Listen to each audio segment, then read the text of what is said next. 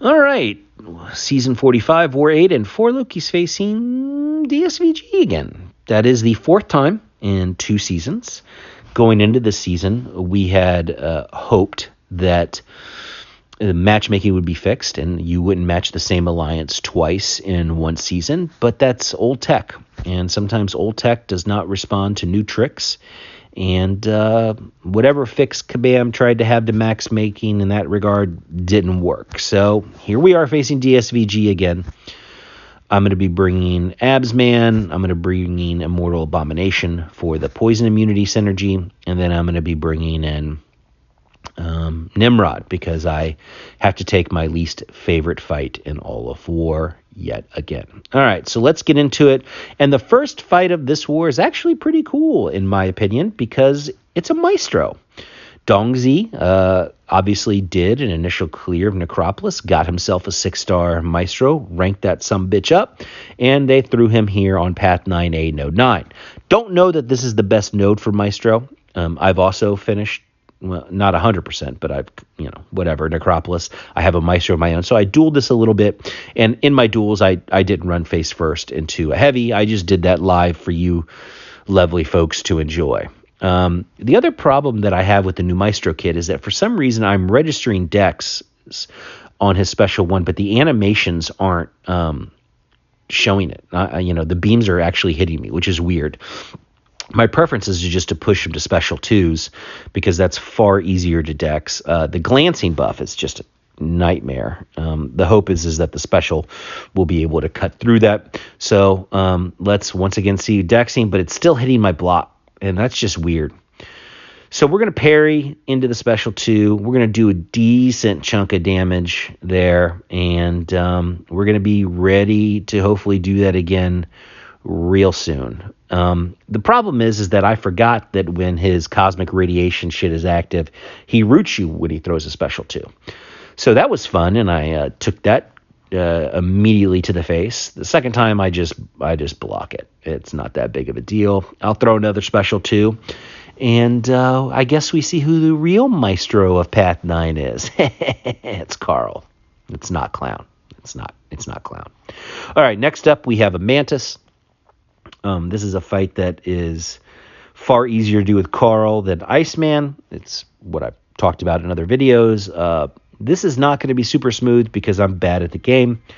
I mean, the ideal way to play here is obviously bait heavies, punish with 5-hit combos when under or over a bar of power. And then when it's between 1 and 2 bars of power, you just do 4-hit combos and turtle.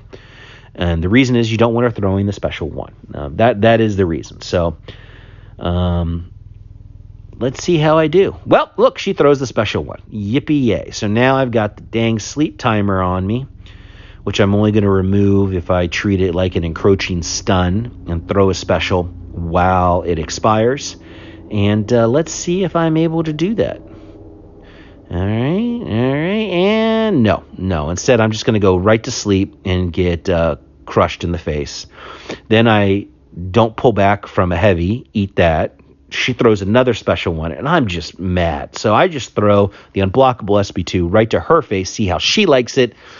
And she doesn't. She dies, and I survive. So we heal up. We move on to Path 3B. Here we have a Shuri.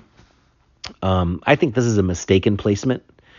The reason being is that although Shuri gets armor ups, in quotes, they're passives, and they don't interact with the node, meaning that there's no bleeds placed. So you'll see that she has those armor ups there, but you'll notice that my form is not being paused at all in Uru, which means that she's not placing any bleeds on me. So this is effectively a diversity placement because Shuri just absolutely does nothing here, no interaction with the nodes.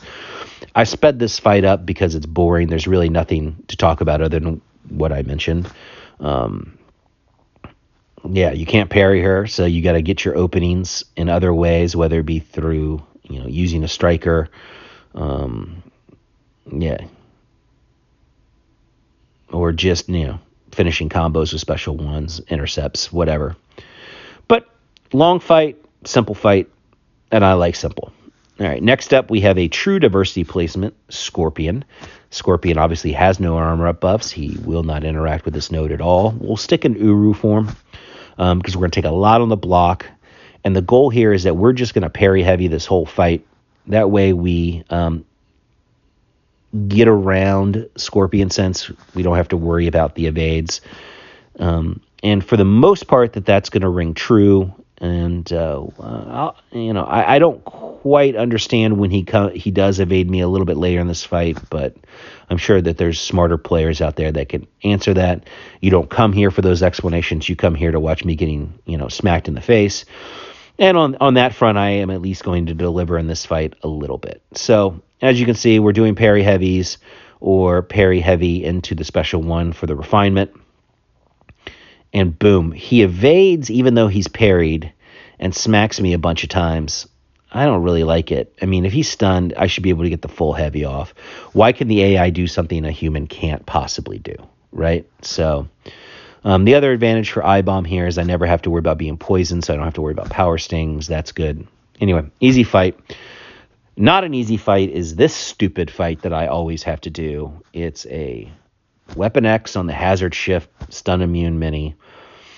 Intellectually, I understand how this fight works. In practice, it is always, always, always a dice roll. So here I lose my Indestructible very early on. Always good. And get myself backed into a corner. The one thing that you don't want to do against Weapon X is, start the fight backed into a corner because you want to have enough map room in order to, when you trigger the Berserker Rage, back the hell off. I don't do it. I'm not paying attention to his counter, and I continue to combo him past 25 Berserker charges, and he goes unstoppable, and then he takes half my health. Not great. So I get a special 2 off that puts me in a good spot. I'm early on punishing his heavy, so he does hit me again. Fortunately, he doesn't kill me. I throw the special 2, and I save my ass. I hate this fight so much.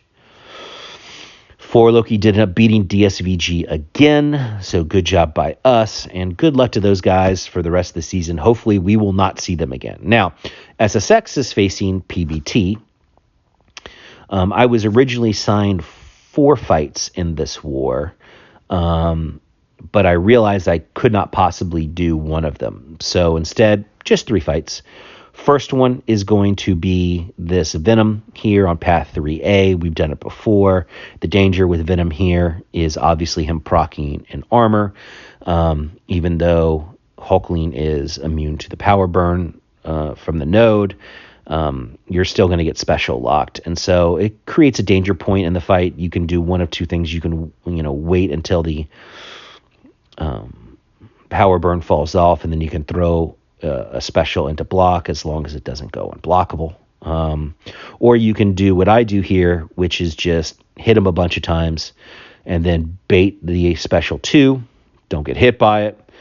The special 2 on Venom converts all of his buffs to Fury, so the armor goes away, and then you could just go back to playing Hulkling the way you want to. Here, I'll cycle some special 2s and kill Venom, no problem. Alrighty, the next fight on this path is diversity placement with a Global Defender and Sigil Witch, and I'm going to be using my brand new rank 5 Captain America Infinity War. Good old Beardo. Back in the day, Beardo was my first rank 3 on my main account. I remember back in the day when Taters and I talked, and I had a rank 3, and we decided that would be a good one for me because I loved playing him, and he has a lot of utility in war. And I played him a bunch for a long time, and on the main account, he's kind of fallen by the wayside of other champs. And so after Cyber Weekend on the mini account, the alt account, I wanted to do a fun rank up, and I looked at good old Beardo, and I said, that America's ass is still way too handsome. And so I went ahead, took him up, and of course he's a global attacker, so he's useful this season. I make a couple mistakes, but I get a big special 2, and then finish it out with a striker combo. So good job by Beardo. That Na fight there on node 31 was one that I was originally signed with Hulkling, but Hulkling's not bleed immune, so he would have died, so I begged off that fight. Instead, I just get this Super Skrull. Captain America can do this fight because I have a Cosmic on my team. So I'll be getting armor breaks every time I parry. And so I can remove all of Super Skrull's armors. Now, I make a mistake here. I trigger the Falter and throw the Special 2 during the Falter. Great job. So that big damage, it doesn't happen. So now I've got to build all the way back up to 2 bars of power like a total chud if I actually want to do this fight the right way. And, it's only time, right? And SSX, we don't care about fight time. So I throw the Special 2. The power back boost takes me all the way up to a Special 3, and that's the end of the fight. All right. So other than that, this war I just dropped some Mr. Reed debuffs for other guys.